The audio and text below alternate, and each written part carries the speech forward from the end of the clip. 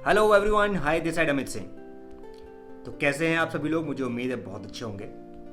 दोस्तों, आप लोग बहुत ऑडिशन दे रहे होंगे और जगह जगह पर अपने ऑडिशंस भेज रहे होंगे। तो ऑनलाइन ऑडिशन में सिलेक्शन क्यों नहीं हो पा रहा है? आखिरकार प्रॉब्लम क्या है?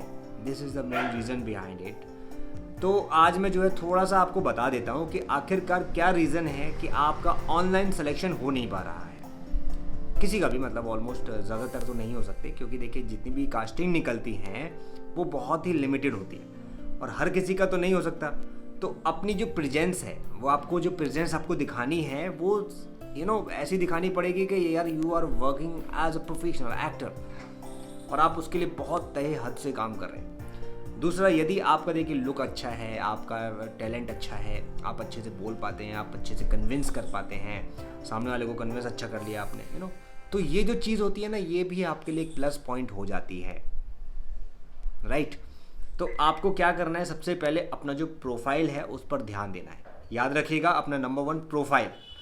आपके प्रोफाइल में वो सारी डिटेल्स होनी चाहिए जो एक कास्टिंग डायरेक्टर आपसे डिमांड करता है।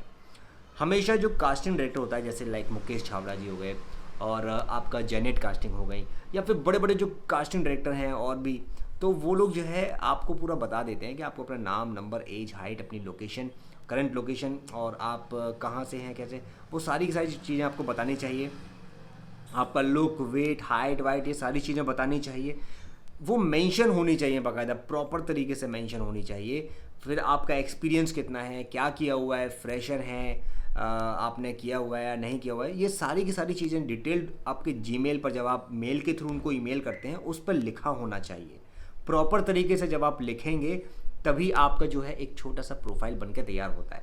फिर उसके अंदर आपको 1 मिनट का इंट्रोडक्शन वीडियो इंक्लूड करना होगा, जो कि यूट्यूब पर डला होना चाहिए। उसका लिंक आपको डालना होगा। फिर आपको 3 से 4 फोटोज़ आपके वहाँ पर अटैच होने चाहिए। अब क्या आएगा कि आपने ये सारी चीज़ें तो कर ली, अब आपको करना है वेट, सिलेक्शन होगा या नहीं होगा। अब देखिए क्या होता है कि आप ये बात मानकर चलिए कि you are not only one जो आप उस कास्टिंग के लिए अप्लाई कर रहे हैं। आप जैसे हज़ारों लोग अपने घर पर बैठकर उस कास्टिंग के लिए अप्लाई कर रहे हैं। तो आपको क्या लगता है कि आसान होगा? नहीं। लेकिन जब आप इंट्रोडक्शन वीडियो देते हैं, आपके जो फोटोज़ होते हैं, जो आपका written the way of style होता है, वो आपका जजमेंट करते हैं कि आखिरकार आपने इंट्रोडक्शन दिया किस तरीके से है, किस तरीके का आपने बोला है, आपका फ़ोटोज़ किस तरह के हैं, आप दिख किस तरह से रहे हो, आपका लुक कैसा है, आप उस कैरेक्टर के लिए फिट हैं या नहीं है।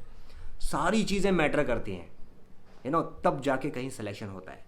जिस चीज़ के लिए मुंबई में लोग रहते हैं जाकर, वो चीज़ आपको घर बैठे तो एकदम नहीं मिलेगी।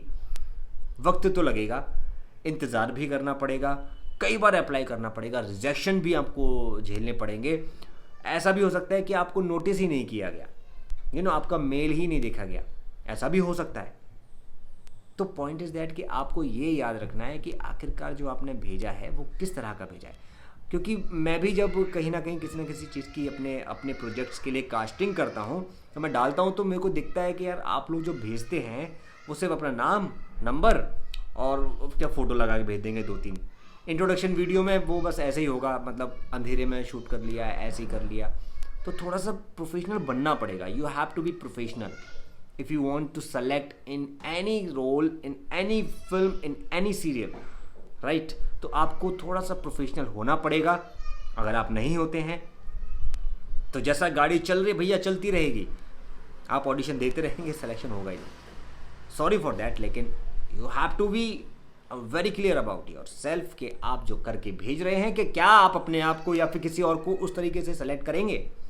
अगर आप उस ओहदे पर होते तो क्या आप किसी और इंसान को सेलेक्ट करते जो आप डिमांड कर रहे हो, वो भेज ही नहीं रहा है, और आप सिर्फ उसको फोटो ला के भेज दिया और hi sir, how are you, लो साहब।